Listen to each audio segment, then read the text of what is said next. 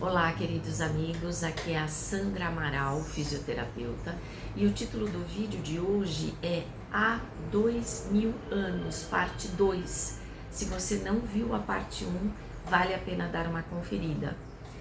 Nós estávamos, na última vez que conversamos, falando de quando o senador Públio Lentulus e sua família, a Lívia, a sua esposa, a sua filha Flávia e o seu filho Marcos partiram de Roma para a Palestina, para a cidade de Jerusalém, na tentativa de que, com os ares de Jerusalém, a filhinha Flávia, de em média 7 anos, viesse a se curar da doença seríssima que naquela época não tinha cura, que era a lepra. E ele também defenderia os interesses de Roma como senador naquela província. Muito bem. Antes de partir, o Públio conversou bem intimamente com aquele seu amigo, também senador, só que mais velho, o Flamínio Severus, e o Flamínio aconselhou o Públio para que fosse duro com o povo de Jerusalém, porque ele dizia que eram guerreiros, eram belicosos, eram pessoas que brigavam muito, que tinham que ser mantidas ali a rédea curta. E, na opinião de Flamínio Severus, os judeus eram também pessoas inferiores. Daí a gente vai vendo um pouco da prepotência, de como a nobreza romana via os judeus de uma forma geral. E a gente observa também que o Públio, ele se deixava levar bastante pelas opiniões alheias, tanto as opiniões das pessoas que ele confiava, como no caso do amigo Flamínio Severus, que deu conselho lá atrás para ele esquecer a ideia da reencarnação, de achar que ele poderia ser o próprio avô, conforme o sonho dele havia revelado a ele. Agora, Flamínio dá um segundo conselho: seja rude com o povo judeu, e Públio acata estes conselhos e fica com eles bem vivo em sua memória. Parte com a família no barco para Jerusalém, para a Palestina. Chegando na Palestina, conforme a família desembarca, conforme eles formam aquela fileira com guardas romanos protegendo a família do senador, e eles partem a cavalo com todos os seus pertences rumo a Jerusalém, acontece um episódio muito particular, muito especial, que na verdade vai mudar a vida da família para sempre. O que acontece? Conforme eles vão passando, uma pedra é jogada em direção à família. Isso é uma coisa gravíssima, porque os judeus tinham muita raiva dos dominadores romanos, e os dominadores romanos eram extremamente severos com qualquer deslize de palavras, agressões dos judeus. Ainda mais com o senador tendo recebido esse conselho de seu amigo. Então Públio para a caravana imediatamente. A pedra passou de raspão no rosto de Lívia, sua esposa. Não feriu, não machucou, mas foi um agravo moral muito grande. E ele para a caravana e imediatamente manda que os soldados verifiquem quem teria tirado aquela pedra. E eles olham ao redor, a única coisa que eles encontram é um garoto dos seus 11, 12 anos fugindo.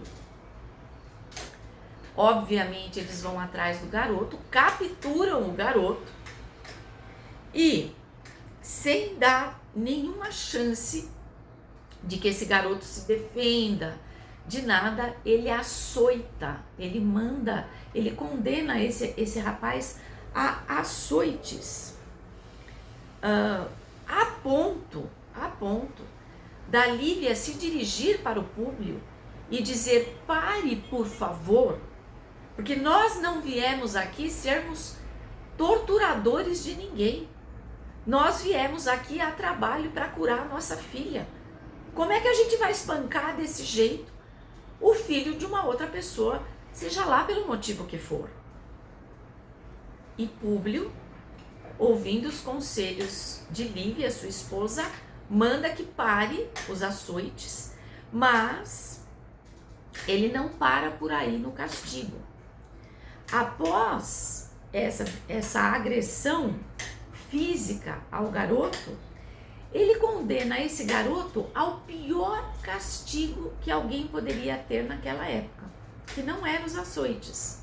Era que ele fosse enviado como escravo para o trabalho das galés.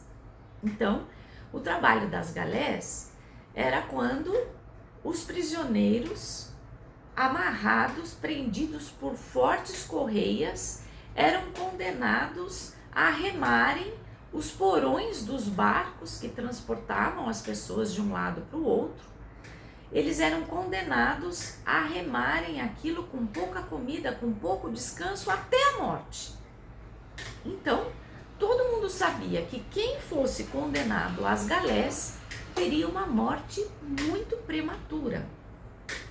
E essa foi a condenação do garoto que teria agredido a família. Vou até mostrar aqui para vocês uma foto dessa situação. Tem um pouco de reflexo. Então, os escravos, eles eram condenados às galés, que era essa situação nos barcos que transportavam as pessoas. Então, vejam só, meus amigos, a partir de um pequeno incidente, que naquela época era uma coisa grave, você agredir com uma pedra uma caravana de romanos, mas era um pequeno incidente que poderia ter sido manejado de um jeito um pouco melhor. Mas foi a partir desse pequeno incidente onde o orgulho e a prepotência do senador são testados, e nós vamos ver que o orgulho e a prepotência do Públio, eles vão ser testados ao longo de toda a sua vida. E é só no final que ele consegue perceber que ele estava sendo testado em seu orgulho e em sua prepotência. E nós? Será que nós passamos por aquelas situações onde repetidamente a gente se vê na mesma cena acontecendo? Então, uma cena que se repete dentro de casa, se repete no trabalho, se repete com os amigos. Se isso vem acontecendo na nossa vida, é porque nós estamos sendo testados para aquela situação específica. Será que estamos passando? Será que estamos dando conta de superar a dificuldade? Porque se você percebe que na sua vida, repetidamente, a mesma situação ocorre, ou no relacionamento amoroso, ou no seu trabalho, ou dentro da vida doméstica, alguma lição isto quer te ensinar e a nos ensinar. Será que nós estamos tendo a capacidade cognitiva, a superação psíquica de olhar para essa situação e agir e reagir de uma forma diferente para obtermos resultados diferentes? Ou não? Ou estamos nos vitimizando, dizendo: coitado de mim, toda vez eu sou vítima de intriga, toda vez acontece isso. Poxa, se toda vez você é vítima de intriga, está na hora de abençoar os seus algozes, aquelas pessoas que fazem intriga com você, ao invés de amaldiçoá-los. Talvez seja essa a lição que a vida quer te ensinar. Se você aprender, se você for a vítima da intriga e sair da situação de cabeça erguida, agradecendo a oportunidade do aprendizado e abençoando as pessoas que fizeram intriga com você, fechou. Tá tudo resolvido. Provavelmente essa situação vai parar na sua vida, porque a lição foi aprendida. Apreendida, né? Aprendida. Você apreendeu. Você trouxe para você. Fez sentido. Conscientizou. Modificou a ação. A partir disso, essa situação não precisa mais acontecer na sua vida, porque o aprendizado moral, espiritual dela foi conscientizado, apreendido e transformado. Mas voltando aqui para o Públio, então o orgulho e a prepotência dele estavam sendo testados. Ele podia agir com autoridade, mas não com crueldade. Com autoridade sim, com crueldade não. E ele agiu da segunda forma. O que acontece? O fracasso moral. O fracasso moral. Ele saiu vitorioso ali daquela situação, fez, aconteceu e tal, e puniu e ninguém questionou. Mas moralmente, a situação da vida dele só piorou. Só piorou. Então, a partir desta cena, um desenrolar de coisas vão acontecendo ao longo das décadas, porque ele estava sendo testado no orgulho e na prepotência e ele precisava mudar as suas atitudes para que coisas melhores pudessem acontecer em sua vida, principalmente a cura da filha que ele tanto amava e que por este motivo é que ele tinha se deslocado com a família para um país tão longe, para uma nação tão desafiadora como era a Palestina naquela ocasião. Então, André de Gioras é o pai desse garoto. O garotinho chamava-se Saul. E o pai era o André de Gioras, um judeu comerciante bem conhecido na região. E ele pede uma audiência com o senador para suplicar pela libertação do seu filho. E ele diz: eu sei que ele está errado, eu punirei, eu manterei o senhor informado, mas por favor, liberte meu filho, ele já foi espancado, ele mereceu, mas por favor devolva-o para mim, porque eu quero corrigi-lo, eu sou o pai dele. Crianças cometem erros e ele ainda é uma criança. E Públio, do alto do seu orgulho e prepotência, ele humilha o André de Gioras, dizendo do alto da sua autoridade: quem é você para questionar os poderes de Roma por mim representados nesta cidade? Você não é ninguém. Então você cale a sua boca.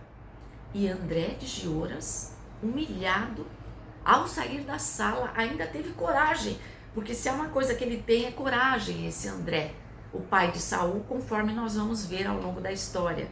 Ele vira para o senador e disse: nobre senador, o senhor poderia pensar um pouco mais sobre este assunto, porque o senhor também é pai, como eu. E os seus filhos não estão isentos de cometerem erros no futuro. E talvez eles mereçam e precisem de clemência e de misericórdia, como o meu filho está precisando. Bem, queridos amigos, nós encerramos a parte 2 e não perca a parte 3. Muito obrigada pela sua atenção e até o nosso próximo vídeo. Até lá!